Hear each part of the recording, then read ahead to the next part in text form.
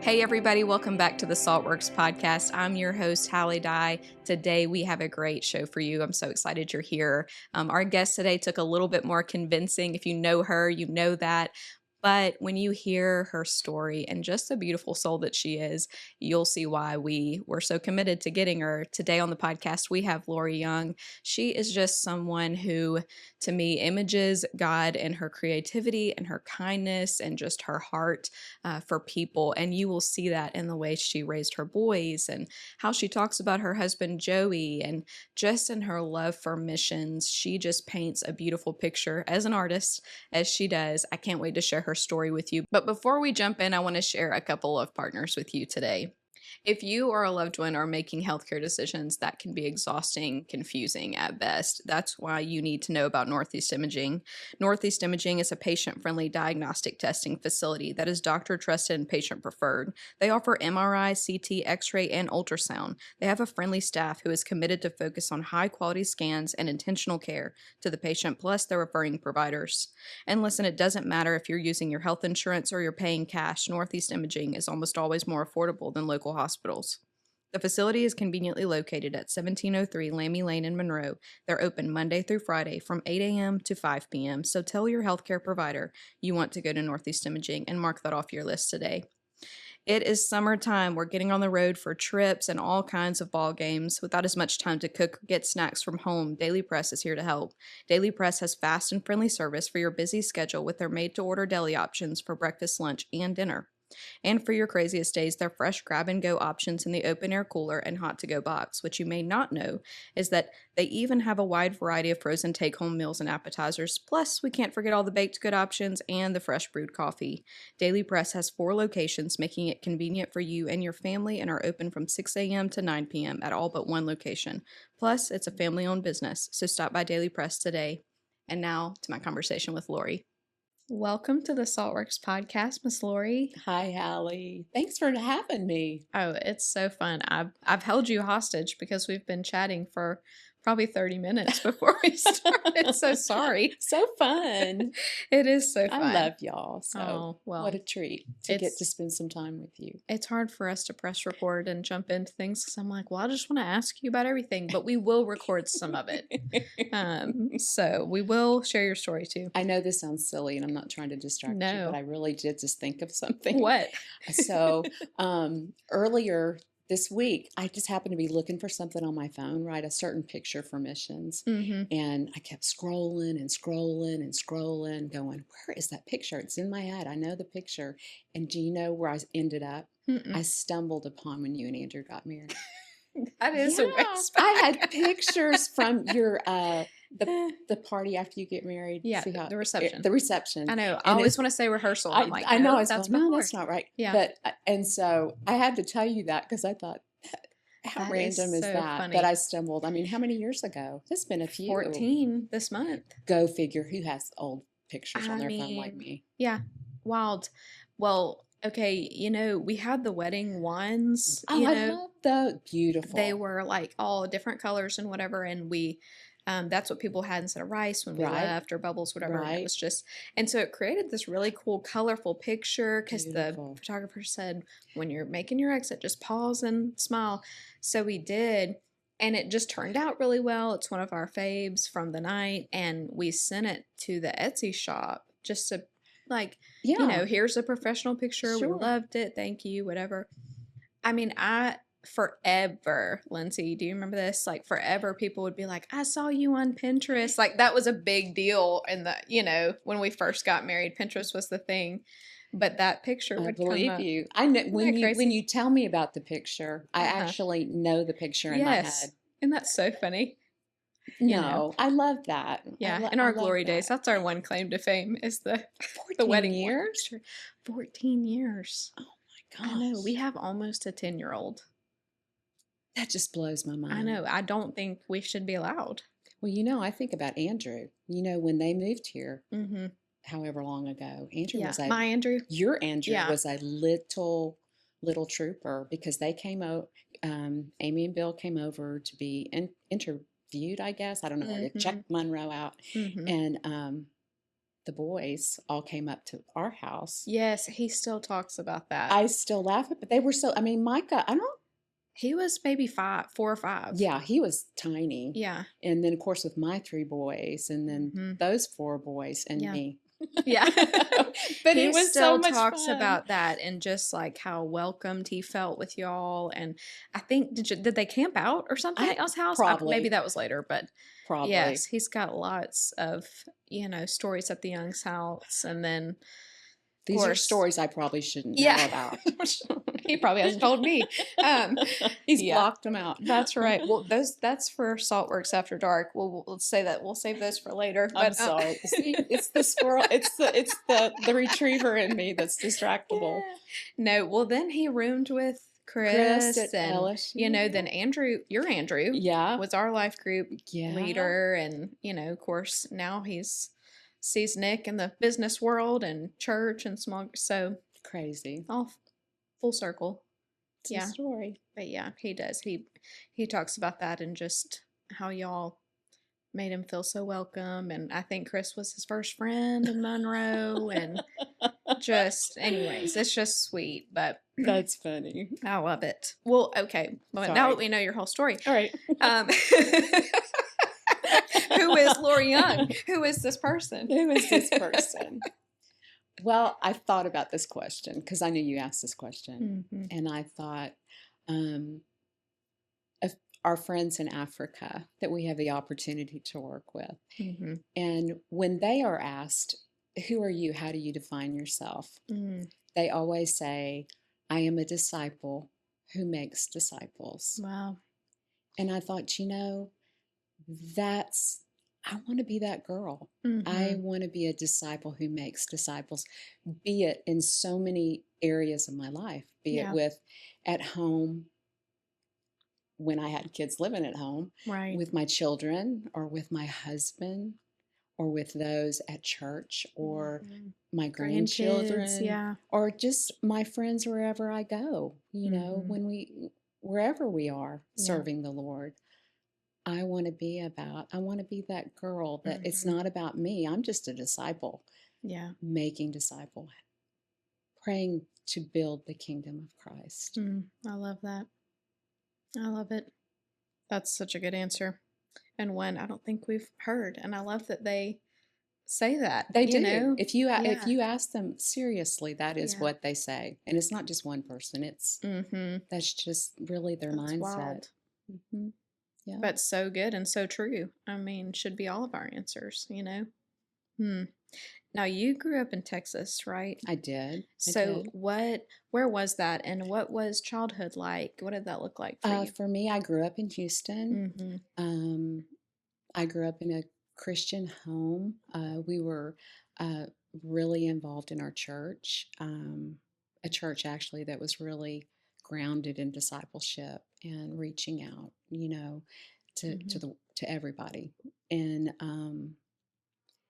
so I grew up in Houston. I graduated, went to UT, left UT, met Joey, came home one summer, met Joey at my home church. He came over from Louisiana to work as an intern with the youth, and we just happened to meet up. He wasn't looking for anybody, and I sure wasn't looking for anybody. And God has his ways. Yeah. And I fell in love with Christ in him.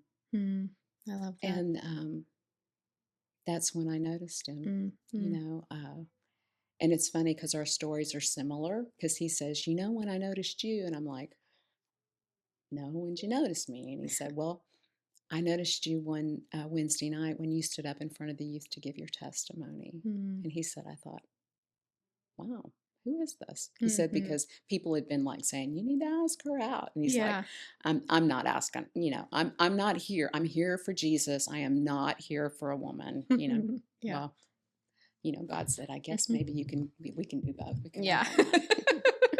But it was the Christ in him. I love that. Now, art has always been a big part of your life. Right. Is that, what did you major in? Fine arts. Fine arts. Fine arts. Okay. And then I went later, when I moved back to Houston, on art education. Okay. Yeah. But yeah, fine arts. Art has always been a talent, I guess, I had. When you're not really good at math or science, you tend to lean that way. And so that was the way I leaned. Yeah. Well, I love how you say that, like it was process of elimination. Like you're not just really gifted at it, but you are. And I think your story is, I mean, well, that'll weave back through the story. It'll be evident. Yes, it but will. When did y'all, okay, you met Mr. Joey. When did y'all move to Houston? Or from Houston? From y'all Houston were in to Houston? Monroe? Yeah. We'd been married for, see, I'm not good with numbers. I just told you that. That's I'm okay. thinking like a year. Yeah. And Joey's family had a family business, and they were going through a season. And at the same time, we were going through a transition season too. Joey had stepped away from the church where he was a youth minister and was just trying to do school full time. And I guess God just had other plans. Yeah. Or else we had other plans and God weaved him into the story, his story, you know. But then we moved back here. What did it look like for life back here when you kind of, I mean, that's a big life change. It's a big move, moving from Houston to here. You're newlyweds, starting a family. What did that season look like for you? Yeah, that was crazy because we moved back here. Like I said, we'd been married for a year or whatever. And I was actually 5 months pregnant with our firstborn. And so that was a big change too, to move away from mom and dad. And I didn't think about your family was my, there. My family was there, and to move here. And I still remember Joey flew me here, and little tiny airplane flying into a little tiny airport, because you got to remember that was now what, 40 years ago, something like that. That was a long time ago, pre-Hallie. And so yeah, he took me there. Then he took me to raise peaches to eat for lunch. Oh yeah. And pulling out all the he was best. really trying to show out stuff. And what I remember most is it was around Christmas, and I hadn't bought all the Christmas presents. And when you live in a city, there's big shopping malls. I didn't really know any different from all that. Well, when we flew in, and I said, I need to get a couple more presents for the family. Yeah. Well, come to find out, there wasn't a mall. I mean, there was like and I could be wrong because it's been a long time, but there was like a Sears and another anchor store. I don't know if it was Montgomery Ward's or what it was.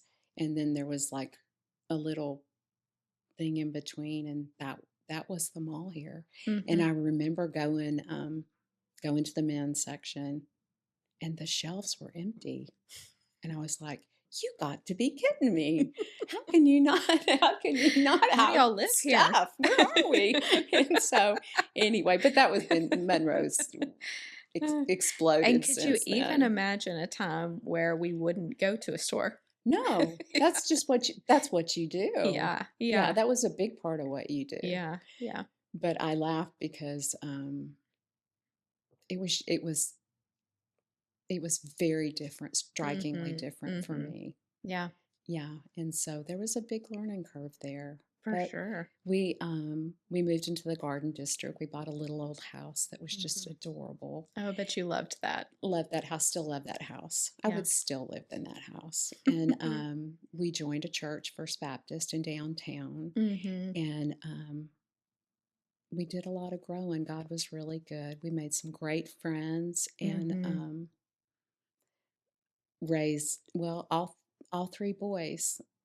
I delivered all three boys when we lived there, not in the house, but but there. But you can do that. Yeah, you can do that. I couldn't. I had C-sections, but yeah, you could. I guess I could have. We digress. How did I know we would do this? I don't know, because you suddenly have me picturing that in my mind, and I'm like, you don't need to picture that. But Now, okay, so at some point y'all joined North we did. Monroe. Was that when the boys were Mhm. older? The boys were, Nick was like 2. He was Okay. still really little, and the boys were Yeah. still little, but um, the older 2 were starting school, were Mhm. about to start school. Mhm. They went to a little private school their first year or 2 in Garden District, and then um, we decided we really wanted them to go to a school with kids that they went to church with. Mhm. Mhm. And Joey really wanted to live out in the country, which was another big step for me to move out in the country from a little town that Which I'd is gotten funny accustomed for to. people to hear that knowing you because I mean, you've got your barn and I you've got, got your geese and you've got your battle wounds from your geese and got the I horses. Yeah, yeah, there's just a lot going but on that's there. funny. But God, God always Yeah. provides what you need, or what Mhm. he wants to teach you through. And Yeah. I think through those times, he's continually taught me so many things Yeah. and opened my mind and my heart to so many things that probably were never on my radar. Hmm. Yeah. So tell us about did you do art in those years where you had littles? Was that something that you would do like on the side or did you just like kind of have to put it on the back burner? So that creative gene that I have, it was always festering. Mhm.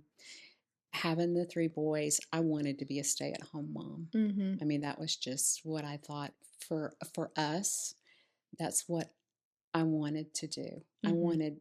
I wanted to have that opportunity for my boys, Yeah. and I wanted to have that opportunity for us to be home. Mhm. And so, in terms of art, I would do things like Halloween, and I'm not a seamstress by any stretch of the word. I would design their costumes, and I would put them together and sew them. Mhm. I couldn't do that for anybody else because no one else would buy them, I'm sure. That's But, probably not true. it's just that creative part in me. Yeah. Mhm. I continued on because I knew that if you have a skill and you don't Yeah. use it, you're not you're not getting Mhm. stronger. Mhm. And so I did that when Nick started kindergarten. I decided, I'm going to step back into the art to the art world here, which I had never been in. Yeah. And I did some painting. I did Mhm. some hand painted furniture, Mhm. and I was invited to be in a sell in some people's homes. Yeah. And so I did that, and then that evolved into being asked to if I might like to co-own a shop, and that shop would be in Ruston, which Mhm. from my house was a good about Yeah. an hour drive, actually. Right. And so, but my partner was awesome, and she said, you're the artist. I want you to create, and Mhm. you sell your stuff here. And of course, still be involved. And so I would work most of the days during the week, I would work at home. Painting and creating for the shop. And while the Mhm. boys were at school, I was full blown artist. My poor boys. I mean, how many times did I go to school to pick them up with the babe, our lab, in the seat next to me, and I would have paint streaks in my hair or on my face, or my paint all over the front of my shirt. But Mhm. that was just the way life was. And so that the shop grew. The shop Yeah. did well, I and love that. I learned so much having a shop, Yeah. how to I just learned a whole lot. Oh, I can imagine. And it was a joy. It was like God let me have the best of both worlds. I Yeah. could be the mom, be the Mhm. wife, but I could do the art too, Mhm. and I did that for years, and then felt like it was time to let go of that Mm. and just focus on art. I Mhm. didn't want to do the drive thing anymore. And Yeah.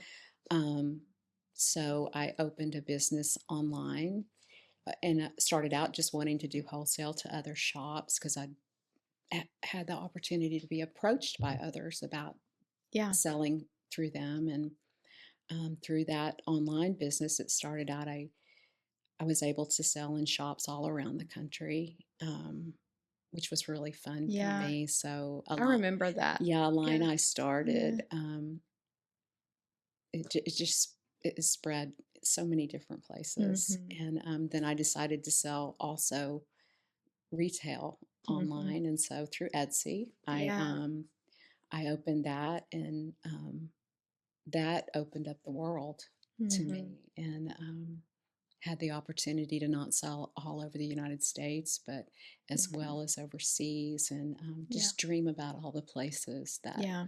my art would go and I would design for, because they would often ask me, "Will you design this specifically for where we are?" Yeah. And it was That's so fun. a great joy. I want to ask you because art, there are some professions where you're like, I went to school to be a teacher, and you did actually go like to school and major in fine arts, and so Because Joey thought I couldn't make money selling art. I had to so have a by real golly, you profession. had to, yeah.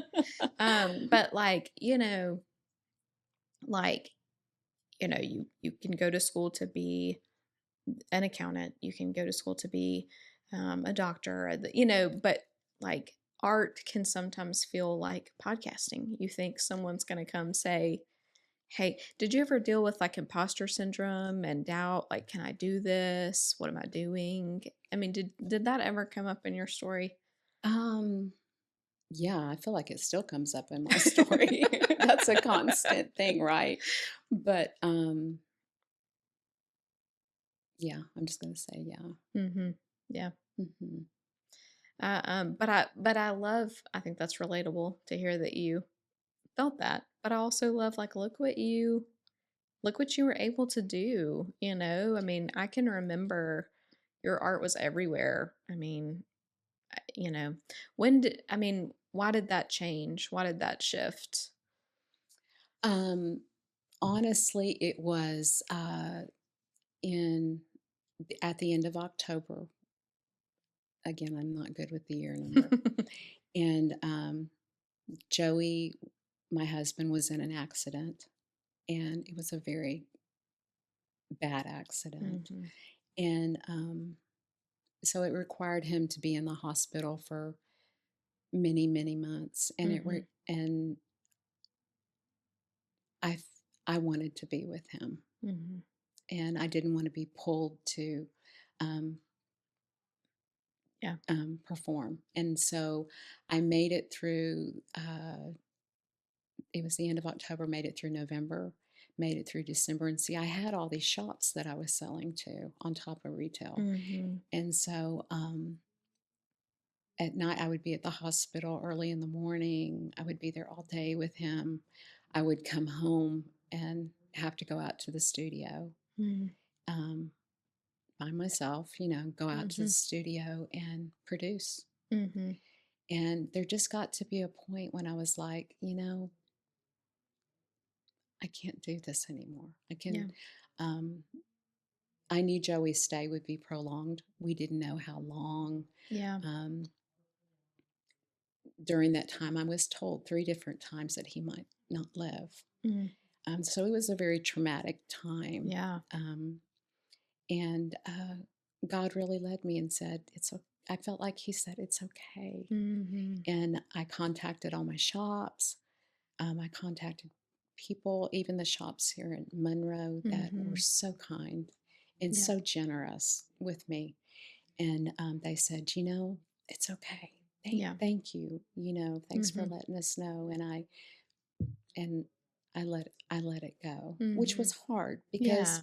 you know how you are at different stages of your life. You have an Mhm. identity, right? Mhm. So I started out. I was Joey's wife. Mhm. Then, um, and then I was Andrew's mom. Then I was Mhm. Andrew and Christopher's mom. And then I Yeah. was Andrew, Christopher, and Nicholas's mom, right? Mhm. And then, oh, she's an artist. She owns a shop, Mhm. So I had kept putting on different hats. Mhm.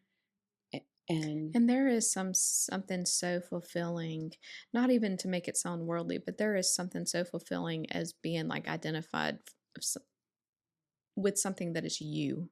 Right, You know what I right. mean? And not just what you are to someone, but a gift that you have or Yeah, a yeah, skill, you know, and so yeah. there's something rewarding and sweet about that. And I was honored. I mean, um, I was blessed to be featured in national magazines for Mhm. my work, and um, Mm. but it was just time to Yeah. let go. Yeah. And I felt like I was like, God, I'm so good with that. Mhm. I'm gonna let it go. Yeah. But God, He brings it back in my story. Yeah. He didn't let it go Right. all those years and all those experiences. Mhm. He still uses them today. Yeah. I love that. And I want to put a pin in that because I know we'll talk more about that in a little bit. But can you tell us, as much as you feel comfortable sharing, Hmm. about Mr. Joey's accident, just that time? Sure. Joey had we were working with the young adults at our church, and Mhm. we had just come off a big weekend. We had a camp up in Arkansas, a fishing camp, and we just had the funnest weekend. They all came up, and Mhm. even Bill and Amy came up for a Mhm. while, and Wade and Barbara Akins, they came by, and um, we just had a wonderful visit and a great time with the Lord. And we got home on Saturday evening. Mhm. Sunday morning, we went to church and did all our usual stuff. Went home and took a nap like you do on Sunday afternoon if you're a good Baptist. Mhm. And I woke up and there was a note beside the bed. And Joey had written, he said, "I've gone to go pick up hay." I'm like, all right. Mhm. So time passed. I went outside to go feed the animals. He wasn't back yet, but he had to travel a little ways before he could bring the hay back. Um, and my phone rang, Mhm. and I was out by the barn. I know exactly where I was. And the phone rang. I answered, and I'm going to try not to cry. That's okay. It's still so real. Yeah. Joey said, Lori, Lori, I'm okay. I'm okay. But I need you to call for help. The tractor has run over me. Mm. I'm thinking, how's a tractor run over you? But Yeah. I could tell he was in a very bad way. Mm. Okay, well, you know what happens? Joey's phone dies. Oh gosh. And so there I am, standing out by our pond in front of the barn. Yeah. And You don't really know I, where he I is. literally, I didn't know where he Yeah. was because I don't know how you get to where he was. He was Yeah. out in Oak Ridge. Yeah. And I still remember it hit me like a ton of bricks. And I fell to the ground on my knees. I cried out to God and I said, I don't know what to do. Mm. I don't know where to go. I don't know how to find him. Mhm. Um, and God, in his faithfulness, he was there and he handled it. Ambulance picked Joey up. Mm. Nick immediately drove in the driveway. We met him at the hospital. Actually, we beat him at the hospital. And they thought when they cleaned him all up that, praise the Lord, he had just broke a little tiny bone in his leg. Mm. And so they wrapped it all up and they were going to send him to, they said, we're going to send him home. Um, and we were just so thankful. I mean, it was so traumatic. And then it was like, oh, okay, okay. Yeah. And we went home. In 3 days, they said, go see a PT doctor and it's all going to be good. Well, it was a busy 3 days because my dad was scheduled for open heart surgery Mm. during that time. And Christopher, our middle son, had come to stay with Joey because it was a lot was going on. And Mm. so I went to the hospital to be with my mom and dad during his surgery. And I got a phone call from Christopher, and he said, Mom, Dad's running a crazy high fever. Um, and I'm worried about him. Mm. I can start to smell something. His leg, I can kind of smell it. Mm. And so I said, okay, okay. And then it was like God subsided his fever. I know that sounds crazy.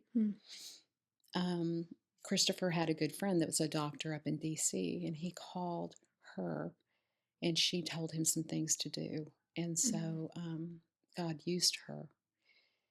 And the next day, we went to the PT because I thought, well, okay, everything's kind of subsided. At the PT doctor's office, I could see that Joey was sinking and fever was kicking back in, almost to the point that he started to almost kind of be unresponsive. And of course, the office was packed full of people. So it was like, oh my gosh, hurry up, hurry up. And they finally took us back, and the doctor immediately looked at him and said, we've got to get you to the hospital right now. What had happened was when they closed his leg up for the thought broken bone, there were some abrasions that were not fully cleaned. And as a result, infection had taken place. And that took the form of, it's called necrotizing fasciitis, but people often know to call it flesh-eating bacteria. 2 weeks prior, another young lady in our area had been at the beach, and she caught and she passed with it. It's very serious. It's very, very serious. And so, need I say, they had to immediately. They took him in. These were those times that they told me they'd have to take him back to surgery. They weren't sure if he would make it through surgery, or if he made it through surgery, they may have to take his limb. Take his leg, his right leg. And so there was a lot going on, and but God was there. God was there every step, and God knew. Yeah. And it's during those times, and those painful, painful times, you feel so buried under the circumstances. It can become terrifying. But I knew God had a plan, and I felt like, how do you say, maybe it was a time of planting for us, because our life was changing so drastically in so many ways. Yeah. I mean, it was like you're healthy one day running around at the camp, and the very next day your life has completely changed. Yeah. Completely changed. And he may never walk again. And so we stayed at the hospital. I think he had 6 surgeries. And it was a hard season. I didn't always know all the doctors because things were happening so fast, but I still remember one doctor in particular. It was a Saturday, I think it was a Saturday morning. I went into the hospital. They put me in this little back room where it was very low lit, by myself with a telephone. And they said, we'll call you when he's out of surgery. And so I'm sitting back there, and I'm just praying, God, I'm just Lori. I know nothing. I'm not a medical person. I'm just a mom, or that's how I viewed myself. And, after he had that surgery, that doctor, who everybody told me was just a scary doctor, he walked back there to me, and he looked at me, and he said, do you have any questions? And I remember I broke down, and I looked at him, and I said, I don't even know what to ask you. Yeah. And that sweet man sat down next to me, and he walked me through, this is happening. This is happening. We did this, but this is going to take place next. God places people in your life during those times, And so, need I say, I'm sorry, I'm just going on forever, because it really went on forever. No. I felt like it went on forever. We were in the hospital from before Halloween all the way through Christmas, through That New can Year's. just be so maddening to not have the answers to. To not have the answers. Yeah. And no one can tell Yeah. you with finality, but you're just like, where do we even, medical decisions can feel exhausting. It's where do we even go? Where do we even go? What do we even ask? It feels like there's so much that is on you to advocate. Right. And you're and I don't know how if I do to that. advocate, because you don't know what you're supposed to advocate for. Right. because it was so out of the blue. Yeah. Well, come to find out, he had acquired, one of the doctors told me that actually he had acquired that flesh-eating bacteria through the soil. He said that the soil in between Louisiana and Mississippi actually has microbes or something in it. And he said the story goes all the way back to the Civil War, and that's actually what killed the majority of the soldiers in that war. Wow. Were those microbes, because they would get shot or they would get injured, and they would get infections from that soil. He said, so actually that's the same thing that's happened with Joey. Wow. Well, time passed slowly, but time passed, and Joey had literally from right above his knee to his ankle, they removed everything. He had like a little, his leg bones, what I call it, just a tiny bone, because that's how serious it is. They can't let it have any possibility of growing further. But so he had that, and then he had to have vax on his leg and stripping his leg every day to make sure there's no more new growth or infection. It was just a brutal time. But God was there with us. Yeah. And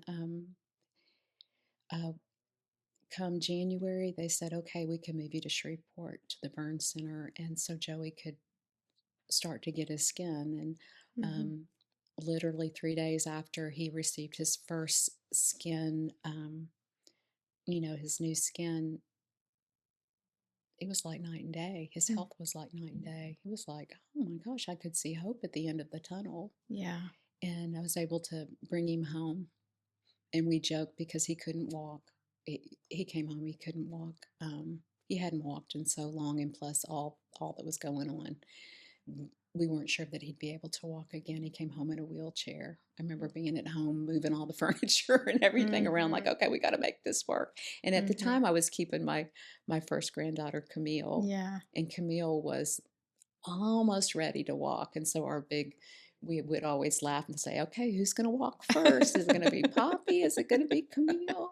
And I remember that first Valentine's, he was home at Valentine's. And God built him back. Crazy built him back. Yeah. Because he still had a plan. Yeah. And it was during that season he needed to teach us some things. And it was during those times that when he saw you got, man, are you so thankful he's the one you got? Yeah. Right. My goodness. I feel like when you have a health thing, like you said something that's so relatable for anyone who's had a medical crisis or a diagnosis they didn't know they had yesterday, or whatever that looks like, whether it's an event or a diagnosis that you didn't foresee. There's that illusion of control or stability is shattered, and there can be a lot of fear in that. Yes. But there can also be freedom Yes. on the other side of that, because that is an illusion. We don't have control over those things. That's right. And we can feel like we do when everyone's healthy and things are moving smoothly, but he really holds everything. And, like you said, when everything's stripped away and it's just him. Do you feel like that experience with Joey has shaped the way you go and y'all step into sometimes dangerous situations? And I mean, do you feel like that changed your perspective to be able to go and be like, we know who holds it, we've seen that? Absolutely. Yeah, absolutely. Even after that accident, after we got home, we had doctors that would advise us. They say, you don't need to do this, or you don't need to do that, or you may never travel again. And that was Joey's biggest fear, because his heart was missions, And, but he hasn't stopped. Joey's he's a conundrum. He'll laugh when he hears me say that, but he's a conundrum. Well, but it's also like, I know that y'all probably hear people have all kinds of fears about Mm-hmm. going into missions or going on one mission trip. And some of them are founded. Like, I mean, there are dangers, and I know you could share a lot of those. But it's also like, well, this happened 20 minutes down the road. You know what I mean? Yeah, yeah. So, like you can't live in a bubble, you know? And fear and anxiety, that's a Yeah, real deal, it is. right? Yeah. Um, but it's also a springboard. It's Mm-hmm. a springboard to put your eyes off yourself Mm-hmm. and realize who really Mm-hmm. has it, Yeah. and it's Jesus Christ. Yeah. I mean, without him Mm-hmm. in every step along our way, Mm. I can't do things within myself. I know my capabilities and Yeah. they're very limited, I you get that. know, Yeah. you know. Mm-hmm. Well, and I don't know if we've said this and Hmm. yet, but Joey's been on the podcast, and so people need to go listen to his episode too to match up the stories. We didn't even go into that story on Right, his, right. but he's the international missions pastor at North Hmm. Monroe now. Hmm. But I would love to hear you talk about what was the shift for you into missions, because he shared some pivotal moments where it was always kind of an interest, but then there were different surrender moments. What did that look like for you? Did you have, was the Lord working that out in you at the same time? How did that come about? I know this sounds crazy.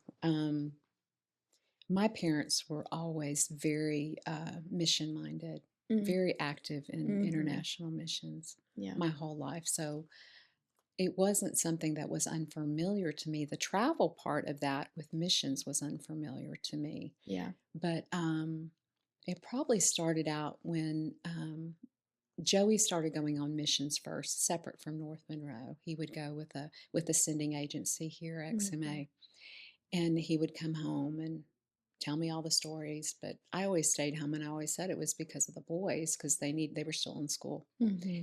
and so he would he would go. And one particular early morning, I took him to catch a plane to go, Mm-hmm. and the wife of one of the missionaries, she was here in Monroe, and we went to lunch. I think Joey's flight got canceled or something happened. So we went to the pancake house or whatever it is by the mall, Waffle House. And he said, "You need to talk to her about going on missions." And so Kathy, who to this day is a dear, dear friend and Mm-hmm. mentor of mine, though we're the same age, she's a great mentor. She invited me. She said, "I'm fixing to go to Morocco. You want to come with me?" And I'm kind of an adventurous spirit. I love to travel. And I Yeah. was I mean, like, you moved here with just a yeah, Sears, what's that? Yeah. What's that? And so I said, okay. I said, I think I really would like to go. And I looked at Joey like, are you going to stay with the boys? He Mm-hmm. said, you go, I'll stay. Mm-hmm. So, yeah, I went on, Morocco a few times. Mm-hmm.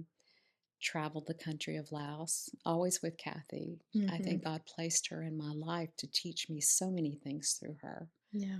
Um, and she was faithful. Mm-hmm. And gosh, experiences here in Monroe, I remember um, people were more fearful for me than I was fearful for myself. I don't think I really thought about Mm-hmm. being fearful. I loved to travel. Yeah. So to travel was just, that was just what I like to do. Yeah.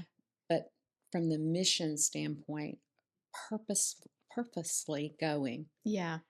was a different thing. And Mm-hmm. when people here would tell me, I'm terrified about you going to a Muslim country in reference to Morocco. Mm-hmm. Do you think, being a blonde, do you think you need to dye your hair? I'm wondering, are you going to dye your hair black before you go? And I remember thinking, am I going to dye my hair black before I go? Just funny things like Yeah. that. And so I know that there are fears Mm-hmm. that come with Mm-hmm. what might happen. Yeah. Um, it was wonderful. Yeah. I did not have a bad Mm-hmm. experience. And I saw the hand of God. He blessed me as I was trying to bless them. Yeah. Yeah, I couldn't be out blessed. I mean, it was just like, um, I got to travel all around those two countries in particular. We would do homestays where we didn't stay in hotels, we traveled. We would stay with local people in their home. They would cook our meals for us. We would um, live life with them, Yeah. right? And often it was just very fascinating. Um, and I met some really great people. And all along the way, God provided believers Yeah. and taught me the story of how they came to Christ through visions and dreams, and Isn't that to just wild? have the opportunity to hear. Yeah. And their faces are still so engraved in my mind and on my heart. I can see them right now as I talk to you. Um, so I was trying to think of things, you know. I mean, I just think it's so interesting how this sounds kind of strange to say, but it's kind of like God moves in different ways in different places, He like out of does. necessity, you know? He And does. so I'm curious for you, like, how has it broadened your faith, or what have you learned about God that you didn't know about him here? Well, you know, I Joey, I'm a follower by nature, okay? Joey's a leader, Lori's the follower, and kind of like his shadow. Well, You tried to send him only for the podcast. I was like, oh, but I mean both of you. I know. That's so funny. I'm like, yeah, people don't want to hear what I have to No, they say. do. But so these trips to be at Morocco or Laos were trips without Joey. Trips where again it was me and God, me and my dear friend, but it was dependence on God on so many levels, be it Yeah. through travel, be it being so far off the beaten path, would anybody even know where we were? Need be, right? But I I mean, has it shaped your prayer life going on mission? Because, like, we should be praying constantly, but when you know this many people and oh this many my places and goodness. this many time Uh-huh. zones, I mean, does it just feel Yes. constant? Constant, Yeah. 24/7. Yeah. You know, when I had my first baby, when I had Andrew, I remember that feeling of life suddenly understanding what 24/7 felt like, right? Yeah. Like the responsibility of Yeah. caring for I'm him. on And call I am on every call, night. and it's me, you Yeah. know, and it's very much that same feeling with Mhm. international missions. The family has just exploded around the world. Mhm. And everywhere you go, there's just a heart connection with people, even if you don't speak the same language, right? Yeah. That doesn't matter. What's that? Mhm. What's that? Yeah. God has ways. Mhm. And yeah. What is that like to find a kindred spirit in another place in a completely different culture that doesn't speak your language Oh my but serves the goodness. same God? But serves the same God. Okay, so um, I laugh because we work with a pastor, Jorge, and his wife, Sarah, in Paraguay. Paraguay is in South America. It's like crazy far away. I remember when Joey said, "Well, we're going to go to Paraguay," and I thought, "Oh well, thank goodness that trip will be quicker than going to Africa and Asia." And boy, was I wrong. South America's far away. I mean, it took us. It seemed like forever to get there. It was like traveling past Europe. That is crazy. I Yeah. know, who knew? The world is a big place. Yeah. And so, anyway, we went. I had been there before. So, Sarah and I, she doesn't speak English. Jorge doesn't speak English. But we have a great love for each other and we laugh. Oh my goodness, we laugh. Well, this year, no, 2024, she asked me if I would help teach at a women's conference. Would I do a women's conference while the men went off to another part of Paraguay to do guy stuff? And so I said I would. And so we arrived in Paraguay. Literally, we just got there, and it was time for me to go with Sarah wherever we were going, of which I didn't know where we were going. And she didn't speak English. I didn't speak Spanish, or yeah. And we didn't have a translator. And so literally we drove, I don't know, a couple hours, like just, hand signals and making faces and laughing, and arrived where we were going to teach. And there were so many women, me being the only English speaker amongst them, and obviously looking a little different than everybody else there.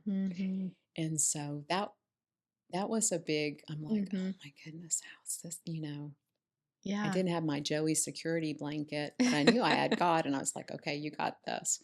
But I finally I did get a translator. She finally arrived, but that, the heart was still there with those ladies. I would sit at the table and we would share a meal, and they wanted to communicate with me as much as I wanted to communicate with them, and that's just it's just that sweet. way everywhere. It's Yeah. that way with everywhere. You can look in someone's eyes and you just see Jesus, right?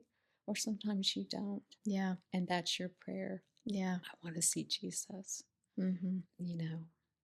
That's awesome. What has been some of the hardest things about living on mission, going a lot, travel? I mean, what is it? Things here? Is it things on the go? What have been some of the weightiest things?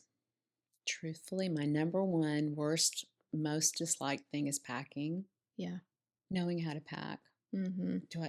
What do I need to take? We went to Bangladesh January last year, and I guess I didn't study as hard as I should have, and I packed lightweight clothes thinking, it's going to be hot. It was freezing. Oh, goodness. And so to arrive somewhere and there not necessarily be, you don't, it's not even it's a Sears different here. place. Yeah. It's a different place. And so, so packing drama is a big deal for me. That's hard. Oh, I'm sure. And so for me, packing is a huge prayer request at all times. Yeah. Packing food's usually okay. Truthfully, I'm not that picky of an eater, so I've eaten some really interesting things. And I've eaten a lot of rice and beans because everybody has rice and beans. Yeah. Yeah. I'm trying to think what else. Travel's just hard. Plane travel. Often we like to go to Africa. You fly. Generally, we fly to Amsterdam. Yeah. You got a layover, and then you catch your flight from Amsterdam to Nairobi. And then you arrive in Nairobi, and generally, wherever we're going out to, we'll spend the night, one night, our first night there. Time's all different, okay? There's so many hours ahead of us or behind us. Again, that's numbers, and I don't focus on that. Yeah. But so there's that, and then you get in a car or a van, and you travel for hours to wherever it is you're going to teach. And you're dealing with time zones, you're dealing with language, you're dealing with exhaustion. So many comforts here at home. Yeah. They have their own comforts where you go, but it's different. Right. It's just not the same. Oh, another concern for me is, since we have a farm, it's just having somebody when we're gone for weeks at a time that to know they're going to take care of things. Right. Yeah. Right. I know that's a big thing. And birthdays and birthdays. Yeah. We miss goes that. on. We miss that. Yeah. I know. I think it was last year we were in Thailand teaching during Camille, our granddaughter's birthday, and I shared we were leading, and I shared that with the group. I said, today's my granddaughter's birthday, and they said, "Can we sing her happy birthday?" Oh. And so, of course, I'm up there, whoa, Yeah. and they stood up and they sang "Happy Birthday" in Burmese Mm, to Camille, that's and so we sweet. filmed it and I Yeah. sent it to her, Mm-hmm. and I didn't get to be there with her, Yeah. but God provided, Yeah. right? Mm, And just stuff like that. yeah. We miss holidays. Sometimes we miss whole seasons, Yeah. Mm-hmm. and those times can be hard. But I know too that our time right now is purposeful. We need to be focused on what God has for us to do Mm, because we're not always going to be able mm-hmm. to do what we do. So, Yeah. um, yeah. Mm, so true. I wanted to just give a picture too of like, I mean, you sent a list of things that you're doing, a lot of things that you're doing here. I mean, it's not just you come home and you live the farm life and then you No. go on mission and you're on the mission life. I mean, you're doing things Mm. here. Can you just give us like a rundown? Because it's a lot that you're doing here just in preparation and in the background. It's a lot to put a trip together. Yeah.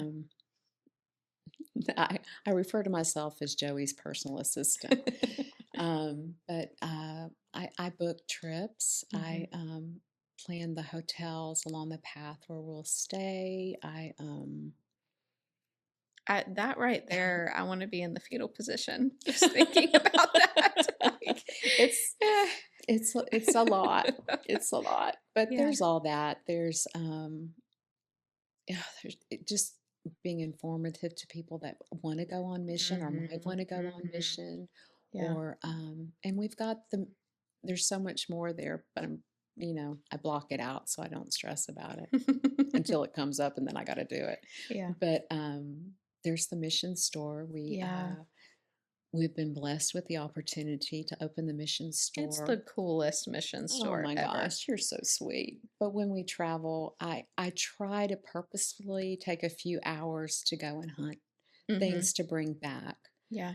There's so many that might like to go on missions or just like to be a part of missions Hmm. because there's so many ways to be a part.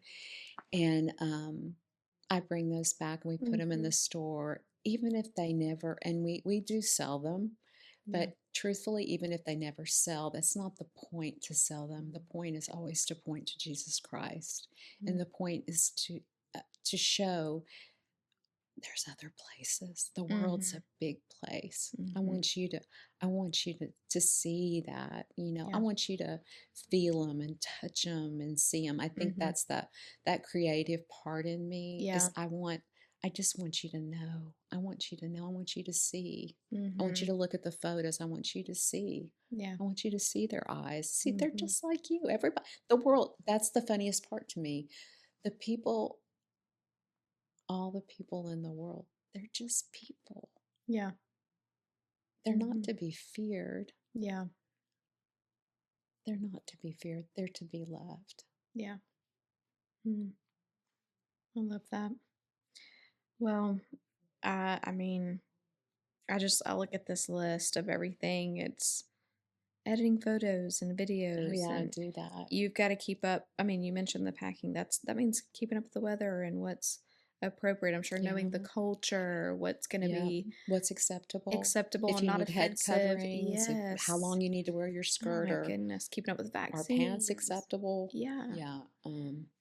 I mean, it's a lot. That's a lot, and like that. Thank you for all that y'all do. Because, I mean, people realize it's a lot and it's a sacrifice, but they don't. It's any job. You don't see all the Yeah, little you things, just don't but there's a know. lot. And so, That part of it too is our communication mhm, because the world is a 24/7 place. yeah, Um, Very few are on the same time zone that we're on. right. Many are, like Myanmar, is exactly 12 hours Mm, ahead of us. yeah. So when it's lunchtime, it's midnight there, right? Right. Yeah. And so when they communicate with me, it's always in the middle of the night. So it's like a Mhm. 24/7 thing Yeah. going on all the time Mhm. with all the different places. What's the update there? Um, they've had the earthquake. Mhm. It's still their country's closed. Yeah. They're in the middle of a military coup. There's internal civil war fighting, and as a result, the country is just literally shut down. Yeah. They're not letting other nations in to help. Mm. They've had the 7.7 earthquake, but to this day, they still have small tremors. They've had them every day. And Wow. that's been Yeah. what it's in my tummy yesterday. It's been exactly 1 month to the day, I think, yesterday. Okay. And there have been many deaths. Mm. I mean, literally villages were just leveled flat. And so bodies are still up underneath all the rubble. Mhm. We were asked, Zinma asked this week, a village that they went to, a village of Muslims, and it's predominantly Buddhism Mhm. in Myanmar. So the Buddhists are not fond of the Muslims, so they really don't want to help them, even if they could help them. So it's a big, crazy thing. Mhm. And Zinma told me, she said, they went and they took them. North Monroe's had the blessing to send some money that they can purchase supplies there on the ground.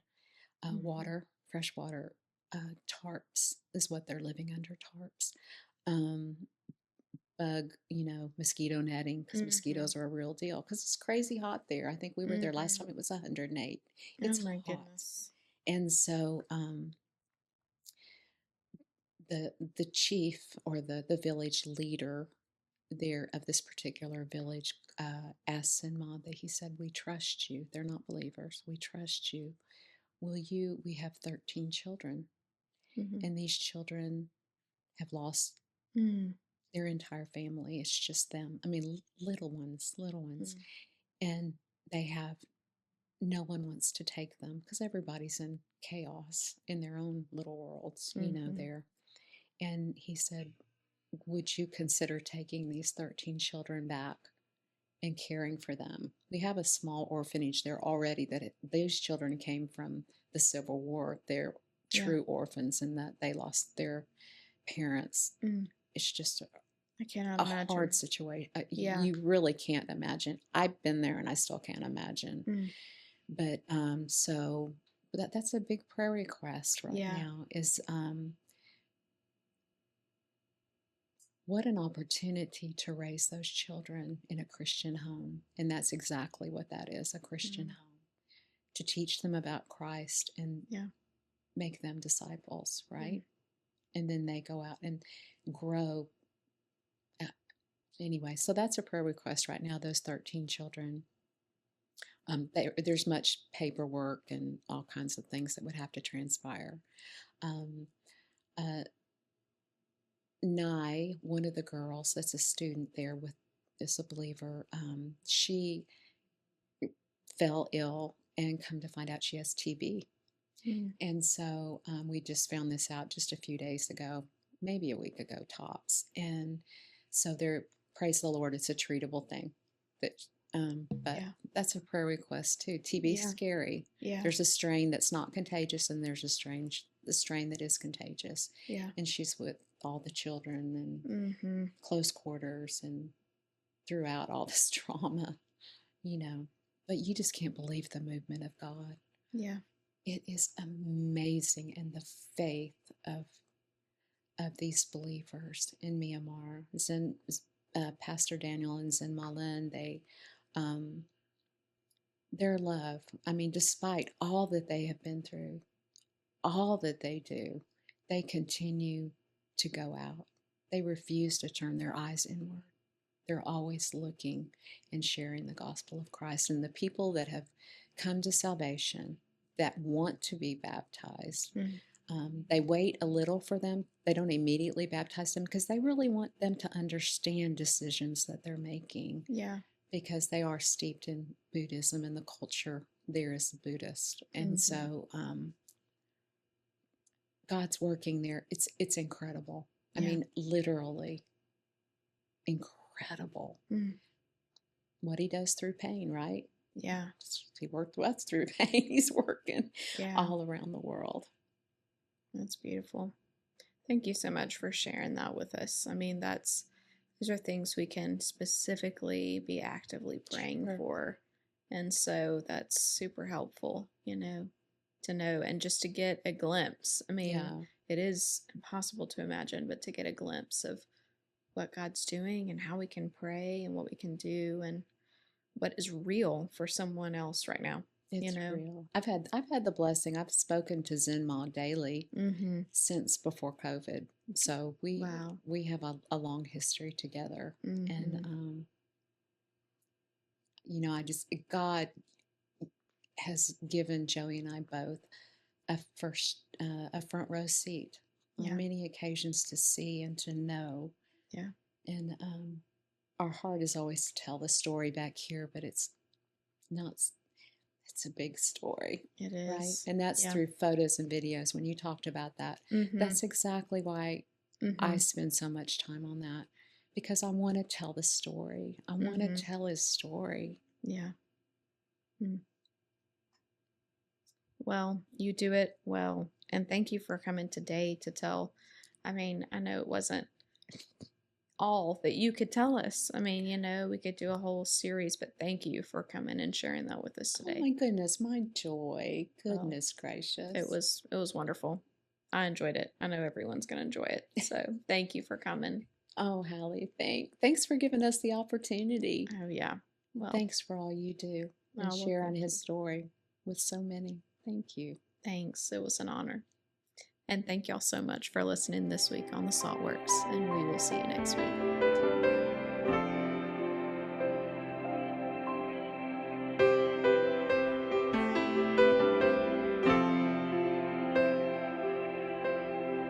This is my story.